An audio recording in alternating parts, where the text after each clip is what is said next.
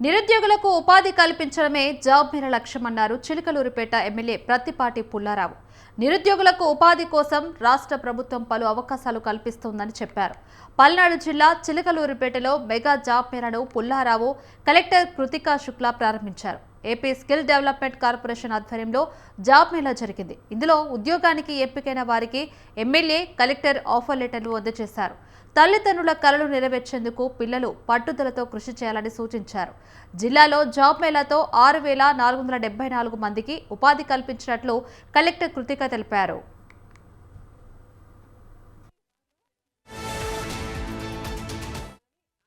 ఎందుకంటే యువత ఈ రోజు క్యాంపస్ లో సెలక్షన్ కాని వాళ్ళు 10th చదివి ఇంటర్మీడియట్ చదివి వారికి తగిన ఉద్యోగాలు దొరక్క అనేక ఇబ్బందులు పడుతూ ఉన్నారు.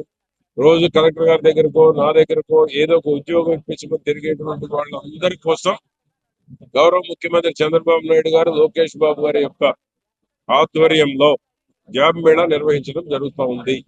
ఇప్పటికీ 1850 మంది రిజిస్టర్ చేసుకున్నారు. వచ్చినటువంటి కంపెనీలు కూడా మంచి పేరుందిక కన్నా కంపెనీలే వచ్చినాయి.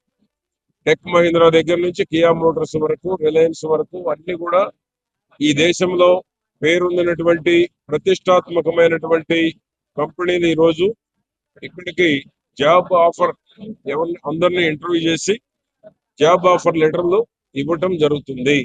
కాబట్టి ఇప్పటి వరకు మా కలెక్టర్ గారి ఆధ్వర్యంలో 6,476 పోస్టులు జిల్లా లెవెల్లో లోకేష్ బాబు గారి యొక్క డైరెక్షన్ లో వారి సూచనలు సలహాల మేరకు స్కిల్ డెవలప్మెంట్ ట్రైనింగ్ ఇప్పించి జాబ్ మేళాలు నిర్వహించి 6,476 మందికి ఓన్లీ పల్నాడు జిల్లాలోనే ఉద్యోగాలు ఇప్పించడం జరిగింది. ఈ రోజున 2,000 మంది వరకు ఆఫర్ లెటర్లు ఇచ్చేటువంటి దానికి స్కిల్ డెవలప్మెంట్ ఈ రోజు ఏర్పాటు చేయడం జరిగింది. SSCC ద్వారా మెగా జాబ్ మేళా ఏర్పాటు చేయడం జరిగింది. 2000 పైన పొజిషన్స్, 50+ కంపెనీస్ ఇక్కడికి రావడం జరిగింది. ఆల్రెడీ 1800 పైన జాబ్ సీకర్స్ రిజిస్టర్ అయ్యారు.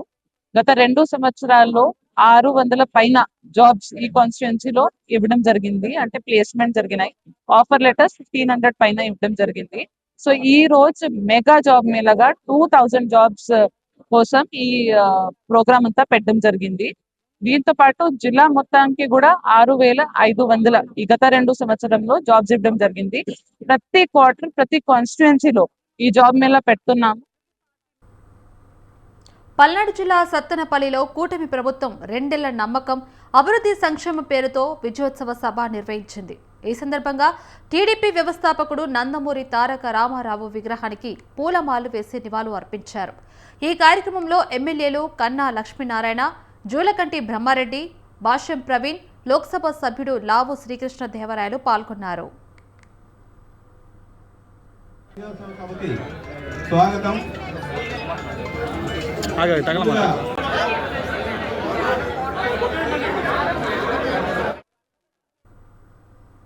కూటమి పాలన 2 ఏళ్లు పూర్తవడంతో శ్రీహరిపురం కోరమండల్ గేట్ వద్ద విశాఖ వెస్ట్ ఎమ్మెల్యే గణబాబు విజయోత్సవ సభ నిర్వహించారు.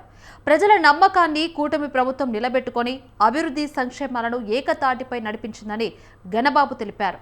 ప్రపంచవ్యాప్తంగా ఉన్న తెలుగువారు గర్వించేలా కూటమి పాలన సాగిందని గణబాబు చెప్పారు. 2 ఏళ్లలో ఎన్ని ఇబ్బందులు ఉన్నా అభివృద్ధి చేసినట్లు తెలిపారు. గత 5 ఏళ్ల రాక్షస పాలనలో వెనుకబడిన రాష్ట్రాన్ని చంద్రబాబు, పవన్ కళ్యాణ్, లోకేష్ అభివృద్ధి సంక్షేమాలకు బ్రాండ్గా నిలబెట్టినట్లు చెప్పారు.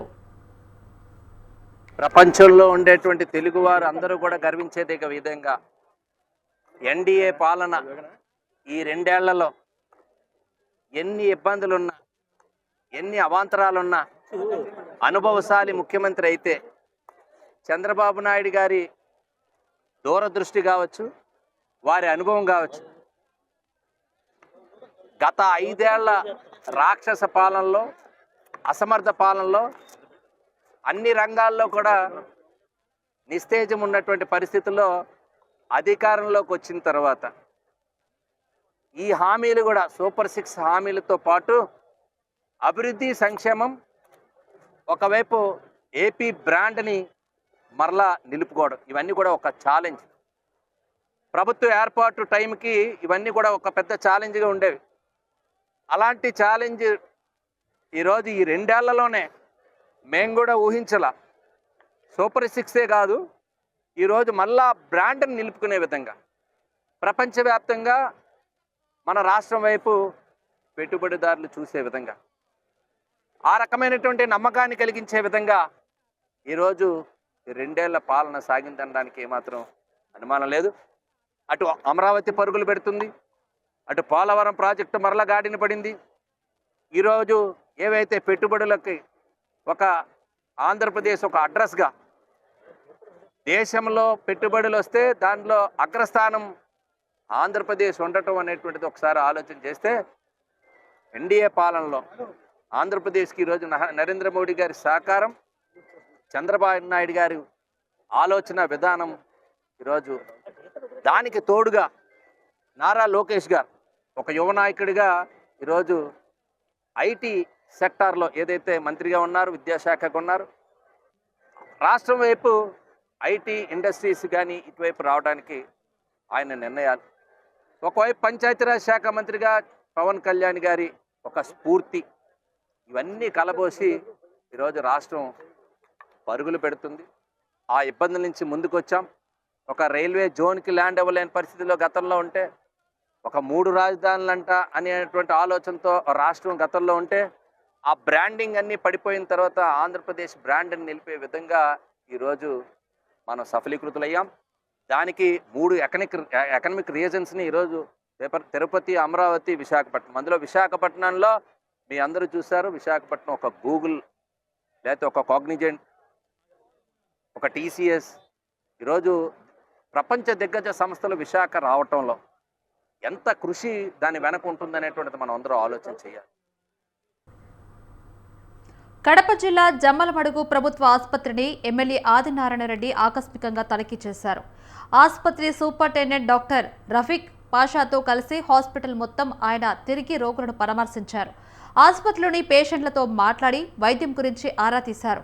ఆసుపత్రికి కావలసిన పరికరాలు, సామాగ్రి, ఇతర వస్తువులు ఏమిటని డాక్టర్ రఫీక్ పాషాను అడిగి తెలుసుకున్నారు. వాటిని త్వరలోనే ఆసుపత్రికి దేవగుడి సిబ్బంది సుబ్బారామిరెడ్డి ట్రస్ట్ ద్వారా అందిస్తామని ఎమ్మెల్యే ఆదినారాయణ రెడ్డి హామీ ఇచ్చారు.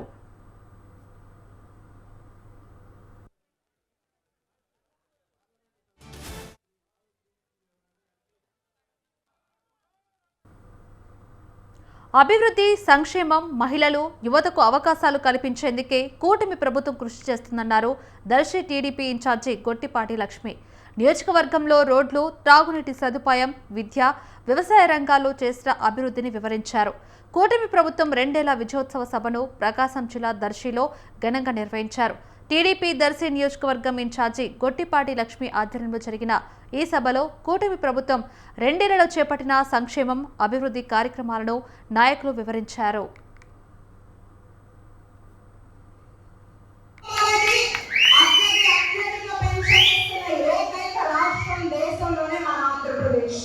దివ్యాంగులకు 6,000, పూర్తిగా మంచానికి పరిమితమైన వారు 15,000 రూపాయలు అందజేస్తున్నాము. ప్రజలు చూస్తున్నారు. ఈరోజు మన కార్యక్రమం ఏంటంటే, మన కూటమి ఎన్డీఏ చేస్తున్న విజయాలు ఒక్కటే కాదు. ఎందుకంటే పార్టీలకు అతీతంగా లబ్ధి పొందే ప్రతి ఒక్కరు, ఆ లబ్ధిదారులకు తెలుసు కూటమి ప్రభుత్వం అధికారంలోకి వచ్చాక ఎలాంటి సంక్షేమం అందిస్తున్నారు, ఎట్లాంటి అభివృద్ధి చేస్తున్నారు. మనం కొత్తగా చెప్పుకోవాల్సింది లేదు, కానీ మనం ఎప్పటికప్పుడు గుర్తు చేసుకోవాల్సిన అవసరం. నెల్లూరు జిల్లా వెంకటగిరి నియోజకవర్గంలో 1800 కోట్ల రూపాయలతో అభివృద్ధి, సంక్షేమ కార్యక్రమాలు చేపట్టినట్లు ఎమ్మెల్యే కురుగొండ్ల రామకృష్ణ తెలిపారు. సైదాపురం మండలంలో త్రాగునీటి సమస్య తీర్చేందుకు రాపూరు చెరువును రిజర్వాయర్గా మారుస్తారని చెప్పారు. కూటమి ప్రభుత్వం 2 ఏళ్ల పాలన పూర్తయిన సందర్భంగా సైదాపురంలో విజయోత్సవ ర్యాలీ, సభ నిర్వహించారు. చంద్రబాబు నాయకత్వంలో అభివృద్ధి, సంక్షేమాన్ని సమానంగా చేస్తున్నామని రామకృష్ణ చెప్పారు. ప్రధాని మోడీ, చంద్రబాబు, పవన్ కళ్యాణ్ కృషితో రాష్ట్ర పురోగతికి కూటమి నేతలు శ్రమిస్తూ ఉన్నారని ప్రశంసించారు. ప్రభుత్వం వచ్చి తెలుగుదేశం, బీజేపీ, జనసేన, అదేవిధంగా 3 పార్టీలు కూటమి పార్టీలుగా చేరి ఈరోజు రాష్ట్ర అభివృద్ధి కోసం అహర్నిశలు కష్టపడబడుతున్నటువంటి మన రాష్ట్ర ముఖ్యమంత్రి చంద్రబాబు నాయుడు కావచ్చు, పవన్ కళ్యాణ్ కావచ్చు, అదేవిధంగా నరేంద్ర మోడీ భారత ప్రధానమంత్రి కావచ్చు, ఇక్కడి నుంచి మరి ఈ పార్టీలన్నీ కూడా కలిసి ఈ రాష్ట్ర అభివృద్ధి కోసం అహర్నిశలు అందరూ కూడా కష్టపడతా ఉన్నారు. ఈ రాష్ట్రం నుంచి చంద్రబాబు నాయుడు కానీ, పవన్ కళ్యాణ్ కానీ, మరి నరేంద్ర మోడీ దగ్గరికి వెళ్ళి వీళ్ళందరూ కూడా సమస్యలు చెప్పి ఈ రాష్ట్రం గతంలో 2 సంవత్సరాలకు ముందు ఏ విధంగా ఉండింది, గొడ్డల పార్టీ ఏ విధంగా నష్టపరిచి ఈ రాష్ట్రాన్ని విడిచి వెళ్ళిందో మళ్ళా దాన్ని ఘాట్లో పెట్టాలంటే మీ కేంద్ర సహాయ సహకారాలు ఉంటేనే నేను చేయగలుగుతాను అని చెప్పి మన ముఖ్యమంత్రి. ఆంధ్రప్రదేశ్లో జరుగుతున్న ఎస్ఐఆర్ ప్రక్రియలో అవకతవకలు ఉన్నాయని మైదుకూరు వైసీపీ మాజీ ఎమ్మెల్యే శెట్టిపల్లి రఘురామిరెడ్డి మండిపడ్డారు. మాజీ ఎమ్మెల్యే అయినా తన పేరు కూడా జాబితాలో లేకపోవడం ఆశ్చర్యంగా ఉందన్నారు. తన కొడుకు, కోడలి పేర్లు తొలగించారని రఘురామిరెడ్డి ఆగ్రహం వ్యక్తం చేశారు. తమ గ్రామంతో సంబంధం లేని వారి పేర్లు ఓటర్ జాబితాలో చేర్చారని రఘురామిరెడ్డి చెప్పారు. అధికారులు నిర్లక్ష్యంగా మ్యాపింగ్ చేస్తున్నారని, వైసీపీ సానుభూతి పరుల పేర్లు తొలగిస్తున్నారని ఆరోపించారు. దీనిపై వైసీపీ న్యాయ పోరాటం చేస్తూ ఉందని ఆయన అన్నారు. Election commission special intensive revision అని చెప్పేసి కార్యక్రమాన్ని చేపట్టడం జరిగింది. జూన్ 15 నిన్నటి నుంచి జూలై 10 శంకుస్థాపనలు చేసిన రోడ్లను వెంటనే నిర్మించాలని 5 గ్రామాల ప్రజలు జాతీయ రహదారిపై ధర్నా చేపట్టారు. ఈ ఘటన వరంగల్ జిల్లా నల్లబెల్లి మండలంలో చోటు చేసుకుంది. బీఆర్ఎస్ హయాంలో మేడ్పల్లి, రాంపూర్, గొల్లపల్లె, ఆసరవెల్లి, కొండాపూర్ రోడ్లకు నిధులు మంజూరయ్యని ఆందోళనకారులు తెలిపారు. కాంగ్రెస్ ప్రభుత్వం వచ్చిన తర్వాత రోడ్లకు శిలాఫలకాలు వేసి 2 ఏళ్లు దాటినా నిర్మించలేదని నిరసన వ్యక్తం చేశారు. బీఆర్ఎస్ మాజీ ఎమ్మెల్యే పెద్ది సుదర్శన్ రెడ్డి ఆధ్వర్యంలో ఆయా గ్రామాల ప్రజలు, బీఆర్ఎస్ నేతలు జాతీయ రహదారిపై మహాధర్నా చేశారు. రోడ్లు నిర్మించకుండా ప్రభుత్వం సాధింపు చర్యలకు పాల్పడితే భారీగా నిరసన తెలుపుతామని సుదర్శన్ రెడ్డి అన్నారు. నిర్మల్ జిల్లా బైంసా రైతులకు విత్తనాలు, ఎరువులను అందుబాటులో ఉంచాలని భారతీయ కిసాన్ సంఘం సమితి కోరింది. వ్యవసాయ అధికారులకు కిసాన్ సంఘం సమితి వినతి పత్రం అందజేసింది. రైతులకు సబ్సిడీ ద్వారా సోయా, కందులతో పాటు డీఏపీ ఎరువులు కూడా అందుబాటులో ఉంచాలని సమితి నేతలు కోరారు. ప్రైవేట్ వ్యాపారులు ఇప్పటికే రైతులను అధిక ధరలకు విత్తనాలు విక్రయిస్తూ దోచుకుంటున్నారని వారు విమర్శించారు.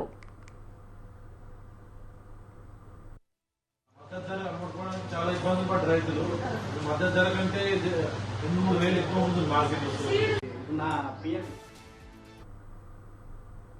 ఖైరతాబాద్ సర్కిల్లో జలమండలి ఎండీ అశోక్ రెడ్డి ఆకస్మికంగా పర్యటించారు. నవీనగర్ కాలనీ, ఆనందనగర్ ప్రాంతాల్లో మురుగునీటి ఓవర్ఫ్లో సమస్యపై క్షేత్రస్థాయిలో పరిశీలించారు. సమస్యాత్మక ప్రాంతాల్లో క్రమం తప్పకుండా డీసిల్టింగ్ చేయాలని అధికారులకు అశోక్ రెడ్డి ఆదేశించారు. వారానికి కనీసం ఒక్కసారైనా ప్రతి మ్యాన్ హోల్ తనిఖీ చేసి డీసిల్టింగ్ చేయాలని సూచించారు. మురుగునీటి ఓవర్ఫ్లో సమస్యకు శాశ్వత పరిష్కారం కోసం సమగ్ర సర్వే నిర్వహించాలని జలమండలి ఎండీ సూచించారు. ప్రజలకు ఇబ్బంది లేకుండా ముందస్తు చర్యలు చేపట్టాలని అధికారులను ఎండీ అశోక్ రెడ్డి ఆదేశించారు.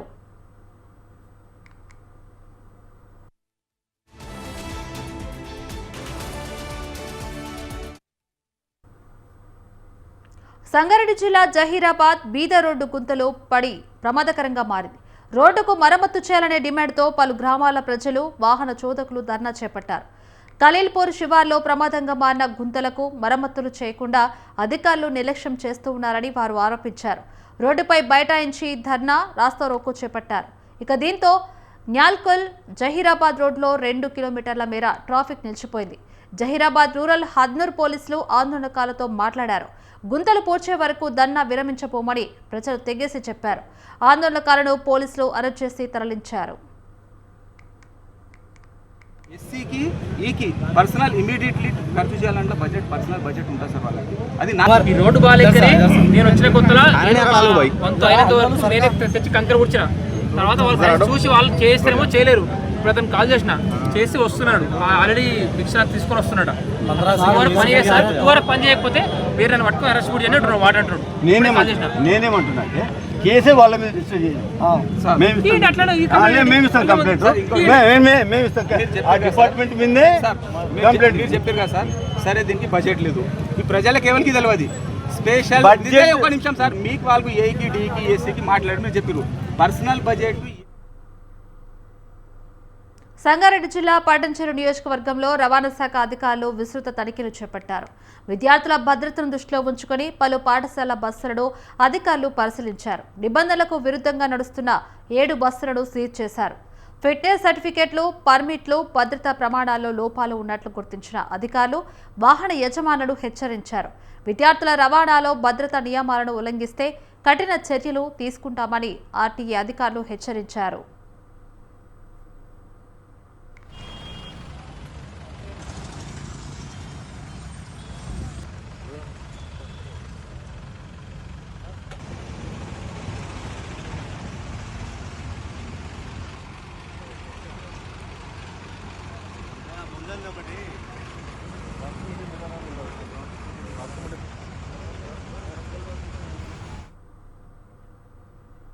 అంబేద్కర్ కోనసీమ జిల్లా కలెక్టరేట్ వద్దకు ఆక్వా రైతులు భారీ ర్యాలీ నిర్వహించారు. తోపుడు బండ్లపై రొయ్యలు అమ్ముతూ ఆక్వా రైతులు నిరసన చేపట్టారు. పెంచిన ఫీడ్ ధరలు తగ్గించాలని వారు డిమాండ్ చేశారు. ప్రభుత్వం వెంటనే ధరలు తగ్గించకపోతే నిరాహార దీక్ష చేస్తామని హెచ్చరించారు. ఫీడ్ ధరలు వెంటనే తగ్గించకపోతే ఆయా కంపెనీల వద్ద ఆమరణ నిరాహార దీక్ష చేపడతామని చెప్పారు. సీఎం, డిప్యూటీ సీఎం ఆక్వా రైతులతో వెంటనే చర్చించి తమకు న్యాయం చేయాలని ఆక్వా రైతులు కోరుతున్నారు.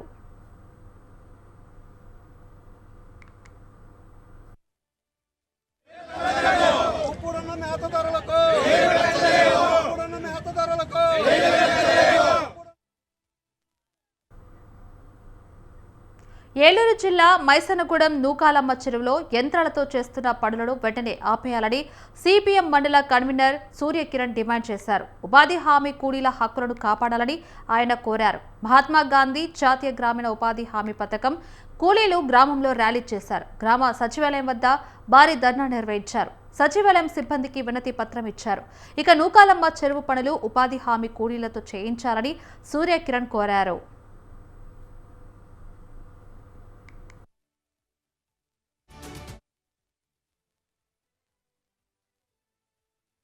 నూకాలం చెరువులో యంత్రాలతో పనిని ఆపాలి. నూకాలం చెరువులో యంత్రాలతో పనిని తక్షణమే ఎంపీడీ. నంద్యాల జిల్లా ఆలగడ్డ ప్రభుత్వ ఆసుపత్రి వైద్య అధికారులు సిబ్బంది రక్తదాన దినోత్సవం సందర్భంగా ర్యాలీ నిర్వహించారు. ఈ నెల 14 నుండి 21 వరకు రక్తదాన వారోత్సవాలు నిర్వహించినట్లు medical officer doctor Sabari Girish తెలిపారు. రక్తదానం మహాదానమని వివరించారు. ప్రజలు స్వచ్ఛందంగా వచ్చి రక్తదానం చేసి ప్రాణదాతలు కావాలని డాక్టర్ శబరి గిరీష్ పిలుపునిచ్చారు. ఈ కార్యక్రమంలో డాక్టర్ చంద్రశేఖర్, ఏఎన్ఎంలు, ఆశా వర్కర్లు పాల్గొన్నారు.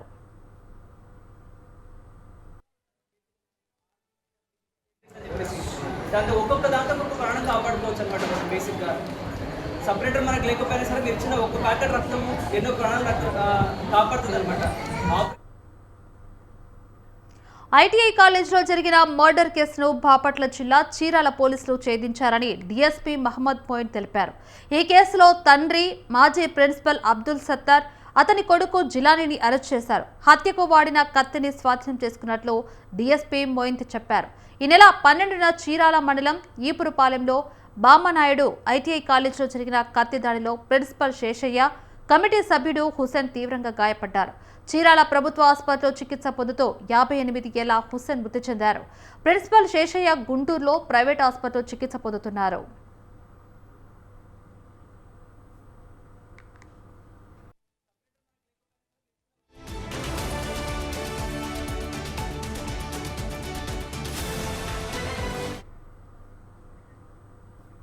పల్నాడు జిల్లా నరసరావుపేట మండలం ఉప్పలపాడు జగనన్న కాలనీలో పోలీసులు కార్డన్ సెర్చ్ నిర్వహించారు.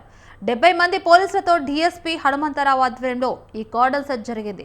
కాలనీలోని ప్రతి ఇంటిని పోలీసులు నిశితంగా పరిశీలించారు. సరైన పత్రాలు లేని 29 బైక్లను స్వాధీనం చేసుకున్నారు. అసాంఘిక కార్యకలాపాలకు కాలనీ అడ్డాగా మారడంతో కార్డన్ సెర్చ్ చేసినట్లు డీఎస్పీ హనుమంతరావు తెలిపారు.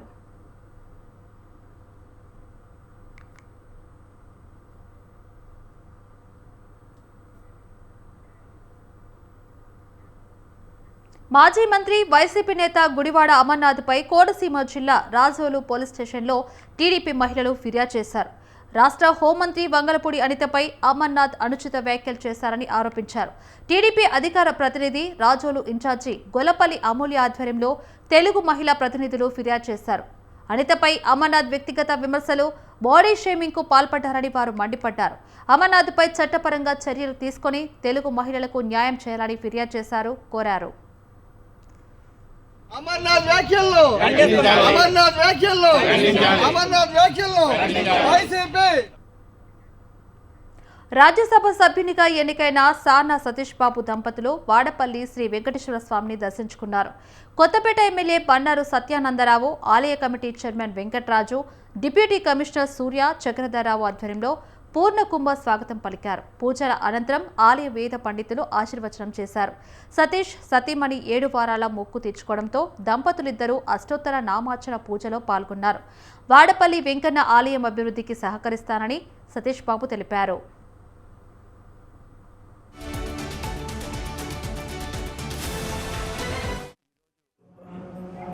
ఈ కోనసీమ తిరుమల శ్రీ వెంకటేశ్వర స్వామి దర్శించుకోవడం జరిగింది. ఈ స్వామివారి ఆశీస్సులతో నేను రెండోసారి రాజ్యసభ సభ్యునిగా వచ్చాను. ఇక్కడ గత 3 సంవత్సరాలుగా నాతో బండారు సత్యానందం గారు చెప్తూనే ఉన్నారు. ఇక్కడ ప్రసాదం స్కీమ్ కింద కొంత సెంట్రల్ గవర్నమెంట్ ఫండ్ తీసుకొచ్చి దేవాలయాన్ని అభివృద్ధి చేయాలని చెప్పేసి నేను ఒక 2 సంవత్సరాల క్రితం ఒకసారి దేవాలయంకి వచ్చి వెళ్ళాను. మళ్ళీ ఇప్పుడు నేను ప్రత్యేకంగా చెప్పగలిగేది అంటే ఈ 125 కోట్లు 150 కోట్లు ఏదైతే సెంట్రల్ గవర్నమెంట్ శాంక్షన్ చేస్తుందో అది ఇమీడియట్గా రిలీజ్ చేసి వచ్చే 3 సంవత్సరాల్లో ఈ దేవాలయం అభివృద్ధి చేయడానికి మా వంతు మేము కృషి చేస్తాం. ఈ కోనసీమ శ్రీ వెంకటేశ్వర ఆశీస్సులు కోనసీమ ప్రజలందరికీ ఎప్పుడూ ఉండాలని చెప్పి కోరుకుంటూ, కోనసీమ తిరుమల శ్రీ వాడపల్లి వెంకటేశ్వర స్వామి వారి యొక్క దర్శనార్థం మన గౌరవ రాజ్యసభ సభ్యులు శ్రీ సానా